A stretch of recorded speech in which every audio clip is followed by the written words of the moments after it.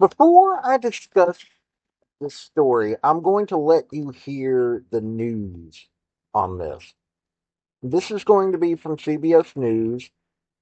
Now, this is an interesting story because I'm going to give because there are multiple lawsuits involved in this. There's this one that was just ruled on. Now, mind you, this was a jury trial in North Dakota.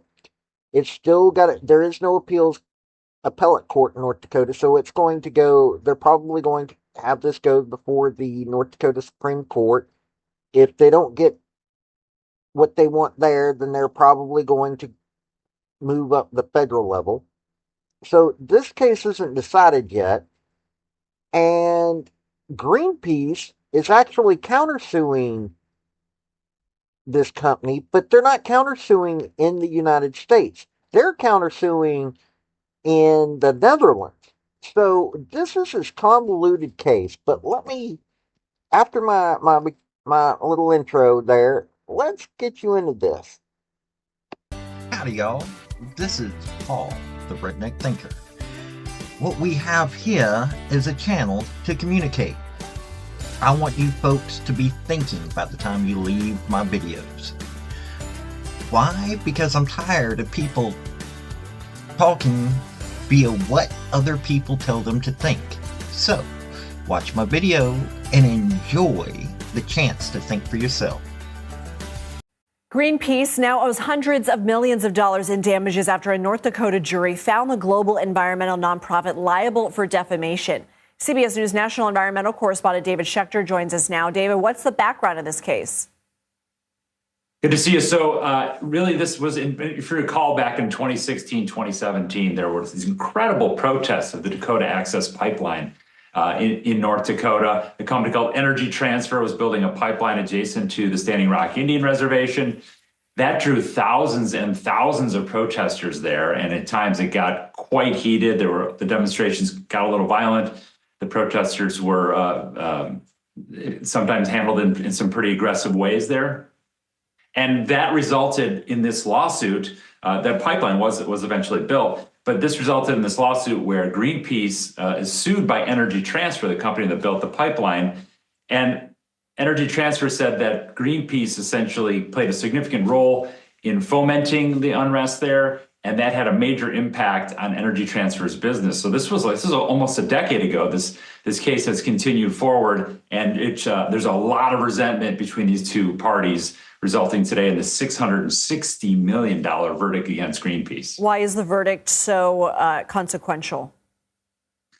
On a couple levels, I mean, financially, it is a huge blow to Greenpeace. First of all, they were at $340 million was what Energy Transfer was initially asking for. And it turned out to be $660 million awarded by this jury, or potentially even more. Greenpeace had said that kind of money is 10 times more than we even have in our operating budget. This will bankrupt us. We'll no longer be able to do our responsibilities here. And I think what they were saying is that this was a free speech lawsuit because of the scope of the money that they were asking for, that Energy Transfer knew that if they won, they'd basically be shutting down one of their big opponents and taking away their ability to have protests like these you're seeing right now. Is that the future of Greenpeace, shutting down?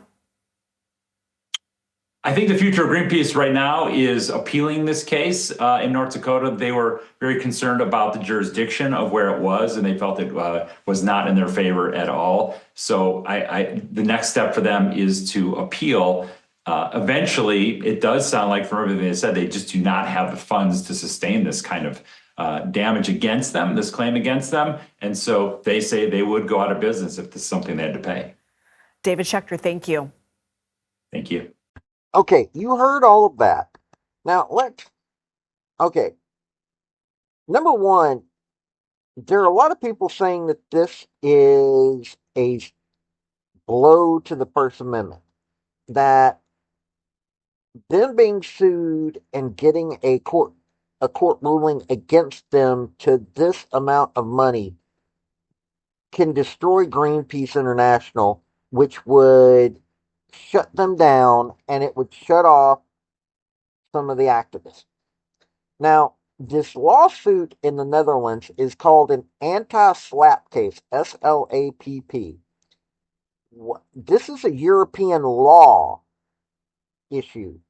They're saying, okay, so there's a chance, perhaps down the road, relatively short. This is a quote. We may actually have a European court verdict that is the opposite, saying that this lawsuit is solely for the purpose of harassing, intimidating, trying to kill speech, and you're liable under European law for that kind of conduct. So that means that they didn't countersue here in America. They countersued in the Netherlands under a European Union law, even though the court case was here. Now, this is going to bring about a whole bunch of stuff right here. This is going to bring about a whole lot of stuff. You need to keep up with this one. This is going to be an interesting case, folks.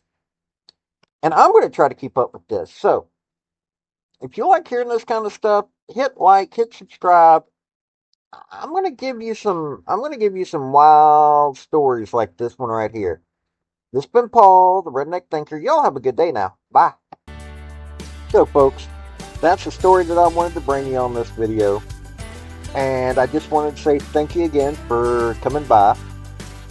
Hit like, subscribe, comment, all that fun stuff if you don't mind. Help me out. So, y'all have a good day now. Bye.